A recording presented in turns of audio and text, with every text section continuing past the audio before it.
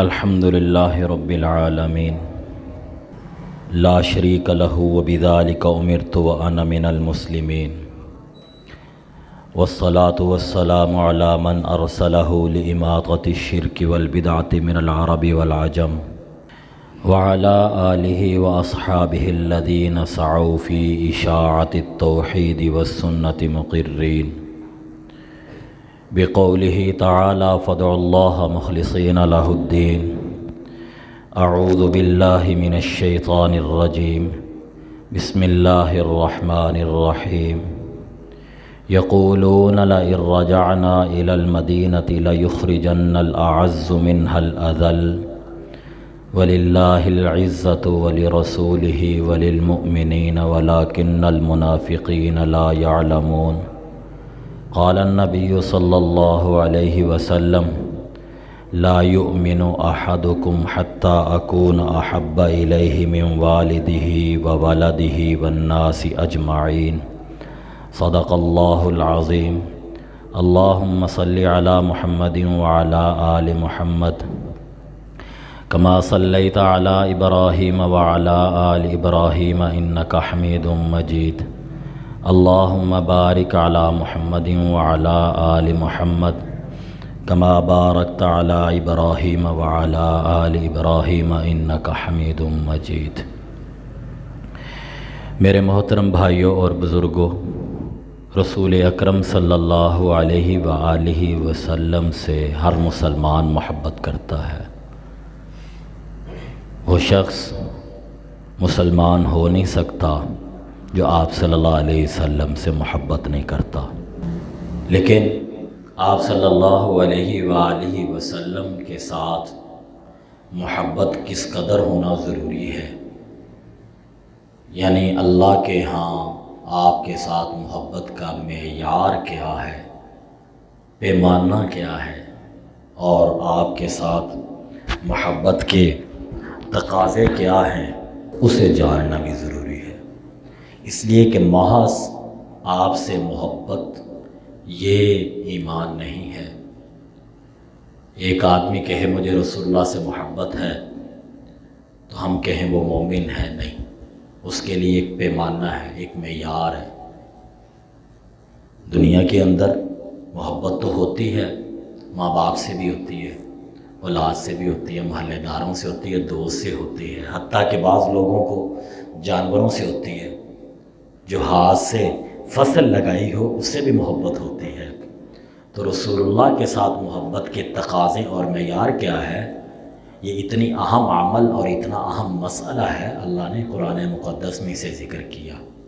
گزشتہ جمعہ ہم نے ایک آیت مبارکہ 2 پڑھی تھی جس میں بیان ہوا تھا رسول اللہ سے محبت کا معیار کیا ہے، کتنی محبت ہونی چاہیے، جس کا خلاصہ یہ تھا اگر اللہ کے نبی کے ساتھ سچی محبت ہے تو اس کا معیار یہ ہے کہ اللہ کے نبی جو کہہ دیں اس کو قبول کر لیں، اور جس سے روک دیں اس سے رک جائیں۔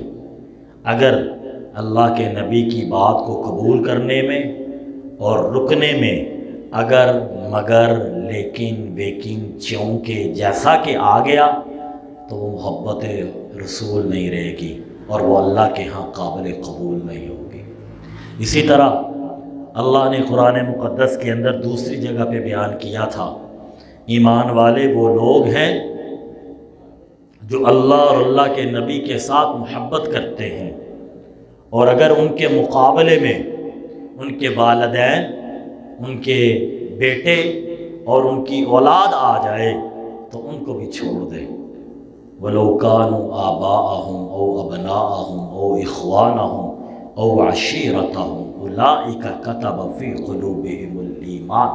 صاحب ایمان کہلوانے کا انہی لوگوں کو حق ہے جو اللہ کے نبی کے مقابلے میں آنے والے ان رشتوں کو چھوڑ دیں، وہی محب رسول کہلوانے کے حقدار ہیں اور وہی صاحب ایمان ہیں۔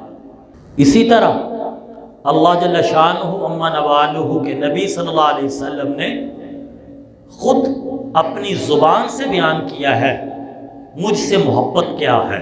اگر کوئی جاننا چاہے کہ میں رسول اللہ صلی اللہ علیہ وسلم سے محبت کرنا چاہتا ہوں تو کیا طریقہ ہے؟ تو اللہ کے نبی نے بیان کیا ہے، من احب سنتی فقط احبانی، جو شخص میرے دین سے، میرے طریقے سے، میری زندگی سے، میرے قول اور میرے فعل سے محبت رکھتا ہے وہ مجھ سے محبت کرنے والا ہے۔ میں نے جو آج آپ کی خدمت میں قرآن مقدس کی ایک آیت تلاوت کی ہے، اس میں بھی آپ صلی اللہ علیہ وسلم کی محبت کتنی ہونی چاہیے اسے بیان کیا گیا ہے۔ رسول اکرم صلی اللہ تعالی علیہ وآلہ وسلم جب مکہ مکرمہ سے ہجرت فرما کر مدینہ منورہ تشریف لے کر گئے تو وہاں پر آپ صلی اللہ علیہ وسلم کے اوپر جو ایمان لائے تھے انہیں انصار کہتے ہیں، اور جو آپ کے ساتھ سچے مسلمان مکہ کو چھوڑ کر یا دیگر علاقوں کو چھوڑ کر مدینہ منورہ میں چلے گئے تھے انہیں مہاجر کہتے ہیں۔ مدینہ منورہ کے اندر ایک تیسرا گروہ بھی وجود میں آیا، وہ گروہ تھا جو نام سے آقا کا نام لیتا تھا، کلمہ پڑھتا تھا، نماز بھی پڑھتا تھا، لیکن دل سے انہوں نے ایمان قبول نہیں کیا ہوا تھا۔ اندر انہی کے وہی عقائد تھے جو آپ کے آنے سے پہلے غیر اللہ سے مدد مانگنا، غیر اللہ کو حاجت روا سمجھنا، بتوں کے آگے جھکنا، ان کو پکارنا، اندر سے وہی عقیدہ رکھتے تھے، بظاہر کلمہ پڑھ لیتے تھے، نماز میں بھی شریک ہوتے، اور بلکہ جس جہاد اور لڑائی میں انہیں یقین ہوتا کہ یہاں پہ مسلمانوں کو بڑا مال غنیمت ملے گا، دشمن کمزور ہے، تو اس میں جہاد میں بھی شریک ہو جایا کرتے تھے تاکہ مال غنیمت ملے، پیسے مل جائیں۔ انہیں منافق کہتے ہیں۔ منافق کی اصطلاح سے ایک بات سمجھ میں آ گئی، جس کی زبان اور دل آپس میں چغل خور ہو جائیں وہ منافق ہوتا ہے۔ تو سارے مدینے والوں کو کہیں یا اپنے اندر بھی ہم ٹٹولیں گے آج؟ چغل خوری کس کو کہتے ہیں؟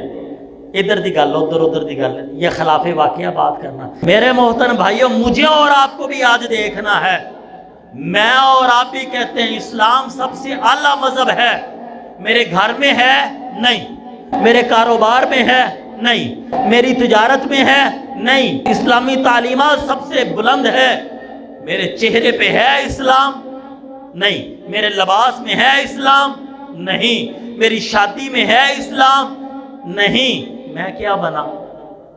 صرف انہی کو کہنا ہے یا اپنے آپ کو بھی ہمیں ٹھیک کرنا ہے؟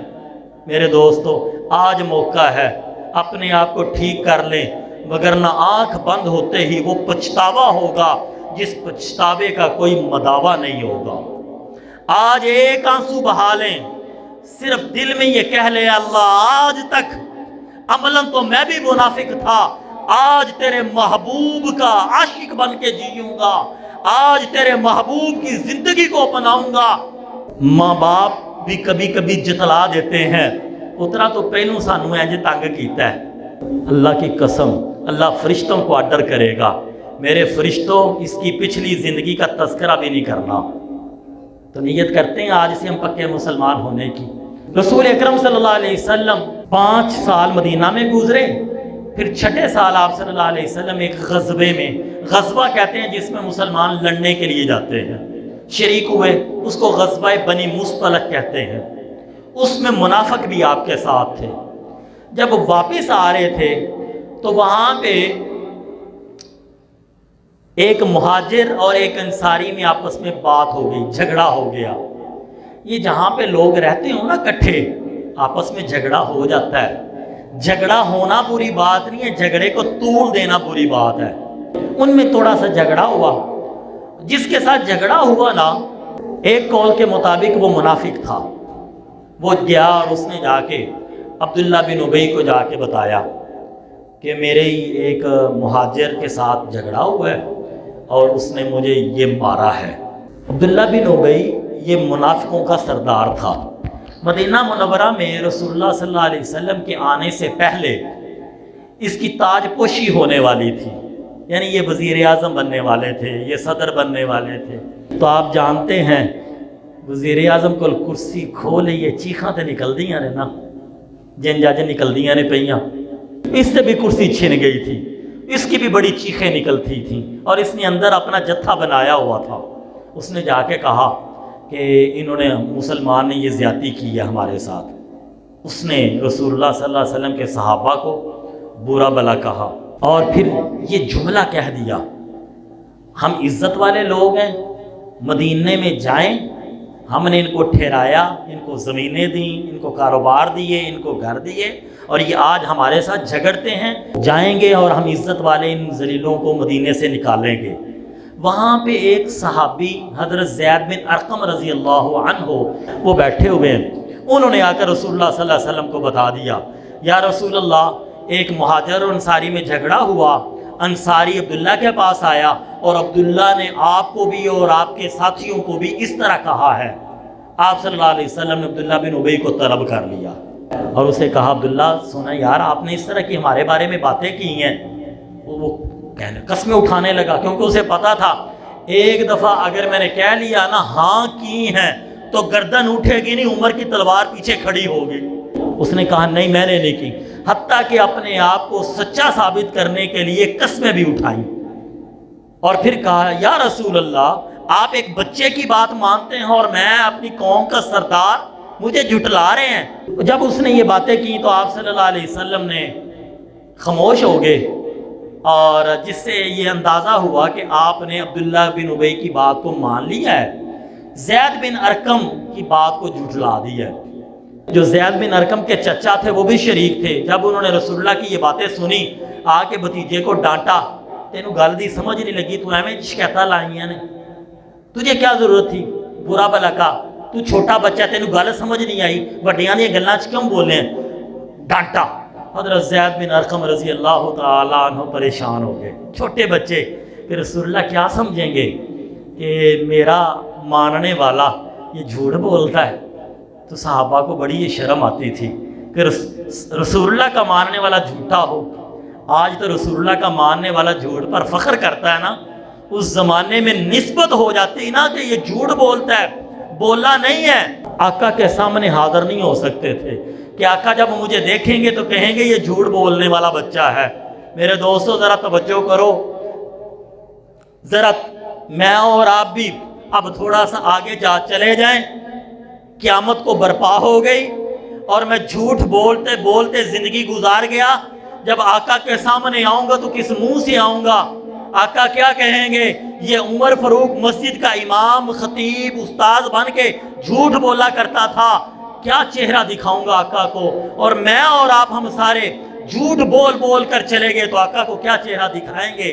خیر وہ صحابی پریشان ہوئے، اللہ جل شانہ عما نوالہ نے قرآن مقدس اتار دیا، اذا جاءک المنافقون قالوا نشهد انک لرسول اللہ واللہ یعلم انک لرسول واللہ یشہد ان المنافقین لکاذبون۔ آج تک جو منافق ایمان کے دعوے دار بنے ہوئے تھے، اللہ نے کہہ دیا آپ اللہ کے رسول ہو لیکن منافق جھوٹ بولتے ہیں، وہ آپ کو جھوٹ، آپ کو نبی مانتے نہیں ہیں۔ میرے محترم بھائیوں، میرے بزرگوں، میرے دوستوں، وہ زید بن ارقم ایک چھوٹے صحابی ہیں، ان کے بارے میں مسلمانوں کو بدگمانی ہو جائے کہ بچے نے جھوٹ بولا ہے، اللہ کو اپنے نبی کے ایک چھوٹے صحابی کے بارے میں یہ جملہ پسند نہیں آیا، اللہ نے 2 رکوع میں قرآن کی سورت اتار دی، تمام منافقوں کو عیاں کر کے رکھ دیا، یہ منافق جھوٹے ہیں۔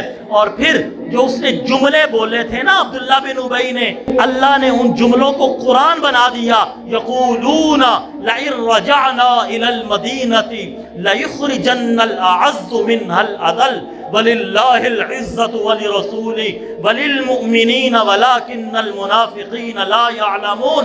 اللہ نے بیان کیا، یہ لوگ کہتے ہیں اگر ہم مدینے میں چلے گئے، عزت والے ان کم لوگوں کو، کم تر لوگوں کو نکال دیں گے۔ عزت تو اللہ کے لیے ہے، اللہ کے رسول کے لیے ہے اور ایمان والوں کے لیے ہے۔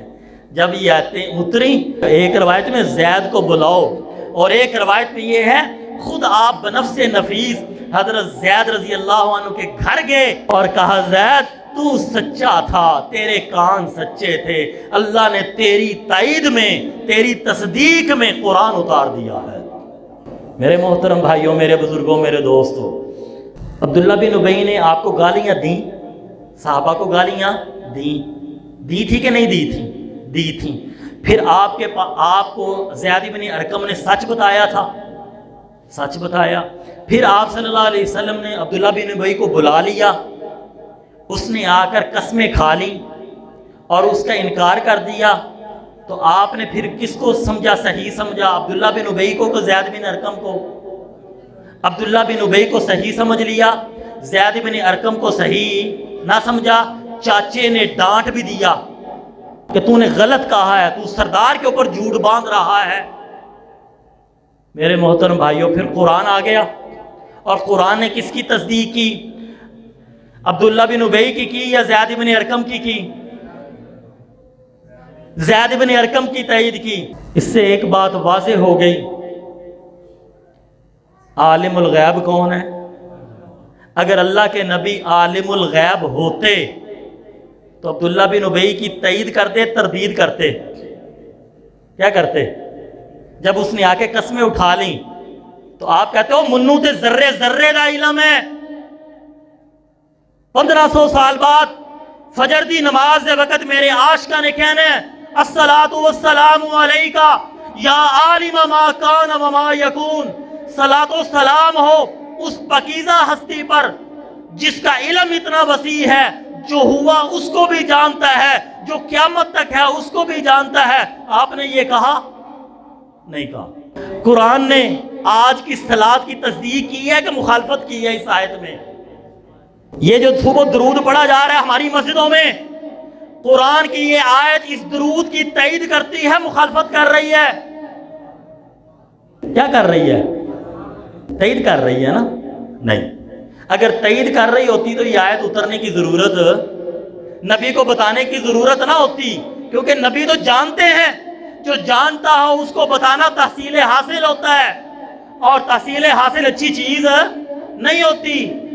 اس سے پتہ چلا عالم الغیب ہونا یہ اللہ کے نبی کی شان نہیں ہے، یہ عالم الغیب ہونا اللہ کی شان ہے۔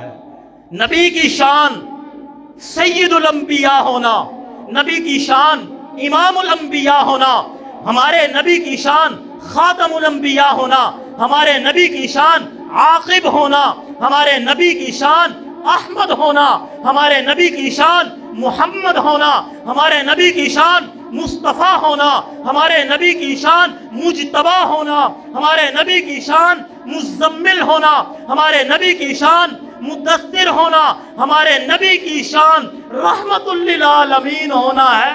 عالم الغیب ہونا، ہر جگہ پر موجود ہونا، ہر ایک کو دیکھنے والا ہونا، یہ نبی کی شان نہیں ہے، یہ اللہ کی شان ہے۔ یہ کس نے بیان کیا؟ یہ قرآن نے بیان کیا۔ تو قرآن کی مانیں گے یا آج کے مولوی کی مانیں گے؟ قرآن کی مانیں گے۔ تو قرآن نے تو کہا میرے نبی محمد صلی اللہ علیہ وسلم کو پتہ نہیں تھا کہ جب اس نے جھوٹی قسمیں اٹھائی تھی، ہم نے بتا دیا تو پھر عبداللہ بن ابی واضح ہوا جھوٹا ہے۔ اس سے ایک اور بات بھی مسئلہ سمجھ میں آ گیا، ہر جگہ پر موجود کون سی ذات ہے؟ اگر نبی صلی اللہ علیہ وسلم ہر جگہ پر موجود ہے، جب عبداللہ گفتگو کر رہا تھا تو پتہ چل نہ گیا؟ اس کو بلانے کی ضرورت تھی؟ یاد رکھیے ہمیں غلط فہمی لگ گئی، اور یہ غلط فہمی اس لیے لگی ہم نے قرآن نہیں پڑھا، غلط فہمی اس لیے لگی ہمیں قرآن سے روک دیا گیا، ہم نے پڑھا نہیں، اور اگر پڑھنے کا ارادہ کیا تو ہمیں ڈرا دیا گیا۔ قرآن دہائیاں دیتا ہے وَلَقَدْ يَسَّرْنَا الْقُرْآنَ لِلذِّكْرِ فَهَلْ مِن مُدَّكِرٍ، ہم نے قرآن کو آسان کیا، کوئی قرآن سے نصیحت پکڑنے والا ہے؟ اور آج کا مولوی کہتا ہے قرآن نہیں سمجھا جا سکتا۔ یاد رکھیے ایک ہے قرآن کی گہرائی کے علوم، اور ایک ہے قرآن کا سادہ سادہ علوم، عقائد، اخلاق، معاملات سیدھے سیدھے۔ میرے محترم بھائیوں وہ ہر ایک سمجھ سکتا ہے، اگر نہ ہو تو پھر ہم کیسے ہدایت پائیں گے؟ تو میرے محترم بھائیوں قرآن کی سائے سے یہ مسئلہ بھی پتہ چل گیا، ہر جگہ پر موجود کون ہے؟ قرآن کا عقیدہ یہ ہے ہر جگہ پر موجود اللہ کے نبی نہیں ہے، ہر جگہ پر موجود ہونا یہ خاصہ اللہ کا ہے، اللہ کے نبی کا۔ اگر اللہ کے نبی اپنے صحابہ میں بیٹھے ہوں تو عبداللہ بن ابی کے پاس نہیں ہے، اگر آپ غزوہ بنی مستلق میں ہیں تو مدینہ میں نہیں ہے، اور اگر مدینہ میں ہے تو مکہ میں، یہ پتہ نہیں، ہم نے سوچا ہی نہیں ہے۔ اصل میں ہم سوچتے ہے ہی نہیں ہے۔ جو ہمیں چونا لگا لگا کے بیڑا غرق کر جاتا ہے، ہم 6 مہینے بعد اس کو اپنا لیڈر چن لیتے ہیں۔ ہم قوم ہی ایسی ہے، جس نے ملک کا بیڑا غرق کر دیا وہ نجات دہندہ بن جاتا ہے۔ تو جس قوم کا اتنا بیڑا غرق ہو، جو جانتی ہو نہ رائے ونڈ والوں نے چھوڑا، نہ سندھ والوں نے چھوڑا، اور نہ بنی گالا والا نے چھوڑا، اور ہم پھر بھی لومڑی کی طرح ان کے پیچھے پیچھے بھاگ رہے ہیں اور انہی کو نجات دہندہ سمجھ رہے ہیں۔ اس قوم کی قسمت پر پھر ماتم ہی کیا جا سکتا ہے، کچھ اور نہیں کیا جا سکتا۔ جس قوم کا حال یہ ہو کہ جو لوگ سب سے بڑے جھوٹے ہوں، جو لوگ اللہ پر جھوٹ باندھتے ہوں، جو لوگ نبی پر جھوٹ باندھتے ہوں، اور یہ ان کی قوم نعرے مارتی ہو۔ آج حالت یہ ہے، گھر میں 7 افراد ہیں، ایک پیپل پارٹی دا، ایک پی ٹی آئی دا، ایک نون لیگ دا، اللہ اللہ لبد ہی کوئی نہیں پیا۔ آپس وچ لڑائیاں ہو رہی ہیں، بھرا روٹی چھڈ کے ٹر جاندے نے غصے نال۔ کیوں جی؟ انہیں امیر المومنین نو پیڑا آکھیا، وہ آندا انہیں نواز شریف نو چور آکھیا۔ او ظالمو، کدی گھر یہ بھی لڑائی کیتی جے، اج دسترخوان نہیں لگے گا جنہیں نماز نہیں پڑھی، کدی کیتی جے لڑائی؟ اج بیٹی تینوں خرچہ نہیں ملے گا کیونکہ تو فجر دی نماز نہیں پڑھی، کدی یہ بھی لڑائی کیتی ہے؟ کدی بیگم نے یہ بھی آکھیا کرما علی اج تیرے ہاتھ دی روٹی نہیں کھانی، میں تینوں 10 دن تو کہن ڈے ہاں نماز پڑھیا کر، تو نماز نہیں پڑھ دی پئی، اج نہیں تیرے ہاتھ دی روٹی کھانی، کدی کوئی دن آیا نہیں؟ سمجھ آ گئی؟ تو ساڈے نال یہی ہونا جو ہو رہا ہے، اسی ٹھیک ہونا نہیں، سانو ٹھیک لبنے نہیں۔ تو خیر میرے محترم بھائیو، اب میں اپنے سبق کی طرف آگے جاتا ہوں۔ رسول اللہ سے محبت کا معیار کیا ہونا چاہیے؟ جب عبداللہ بن ابی کا کفر عیاں ہو گیا، صحابہ کو اب غصہ آیا۔ حضرت عمر کہتے ہیں یا رسول اللہ اجازت دے میں عبداللہ بن ابی کا سر قلم کر دوں۔ آپ نے فرمایا عمر نہیں، لوگ کہیں گے محمد اپنے ساتھیوں کو ہی قتل کروا دیتے ہیں۔ میرے محترم بھائیوں، میرے بزرگوں، یہ بات چلتے چلتے عبداللہ بن ابی کے بیٹے، ان کا نام بھی عبداللہ ہے، وہ سچے مسلمان ہیں، ان تک بھی یہ بات پہنچی۔ مدینہ منورہ کا سفر کرتے کرتے مدینہ کے پاس آئے اور بیٹے کو خبر ملی۔ بیٹا مدینہ منورہ کا جو شہر کا دروازہ ہوتا ہے، پرانے زمانے میں ہوتے تھے، دروازے کے اوپر کھڑے ہو گئے، لوگ گزر رہے ہیں۔ گزرتے گزرتے پیچھے سے عبداللہ بن ابی آیا، بیٹے نے تلوار نکال لی اور کہا ابا رسول اللہ سے معافی مانگ، اگر معافی مانگے گا تو مدینے میں جائے گا، اگر معافی نہیں مانگے گا تو دنیا سے جائے گا۔ اتنے میں رسول اللہ صلی اللہ علیہ وسلم تشریف لائے۔ ایک دوسرا قول یہ ہے کہ ادھر وہ آیا اور آپ صلی اللہ علیہ وسلم کی عادت مبارکہ ہوتی تھی، لشکر میں پیچھے رہتے تھے، امیر پیچھے رہتا ہے، تو اتنی دیر میں آپ پہنچے تو اپنے باپ کو کہا ابا تو نے یہ کہا تھا ہم عزت والے مدینے میں جا کے ذلیلوں کو نکالیں گے، تو کہہ میں ذلیل ہوں، محمد عزت والے ہیں، یہ کہے گا تو تیری جان چھوٹے گی، اور اگر یہ نہیں کہے گا تو میں تیری گردن اڑا دوں گا۔ آپ صلی اللہ علیہ وسلم نے جب اپنے صحابی جو عبداللہ کے بیٹے ہیں ان کی بات سنا تو آپ صلی اللہ علیہ وسلم نے فرمایا عبداللہ جانے دے۔ میرے محترم بھائیوں، میرے بزرگوں، میرے دوستوں، اللہ کے نبی کے ساتھ محبت یہ ہونی چاہیے۔ مدینہ منورہ میں مشہور تھا کہ جتنا فرما بردار یہ بیٹا ہے نا اپنے باپ کا، اس کے اور بیٹے ہیں لیکن اتنے فرما بردار نہیں، لیکن اس کے مقابلے میں جب اللہ کے نبی آ گئے تو وہ فرما بردار بیٹا اپنے باپ کی گردن اڑانے کے لیے تیار ہو گیا۔ اسی کو کہتے ہیں محبت رسول، اور یہ ہے معیار محبت رسول۔ اگر ہم یہ چاہتے ہیں کہ رسول اللہ صلی اللہ علیہ وسلم کے محبین میں شامل ہو جائیں تو پھر ہمیں بھی میرے محترم بھائیوں، میرے بزرگوں، میرے دوستوں، صحابہ کے نقش قدم پر چلنا ہوگا۔ اللہ جل شانہ امن والہ مجھے اور آپ کو، ہر مسلمان کو اللہ کے نبی سے سچی محبت عطا فرمائے۔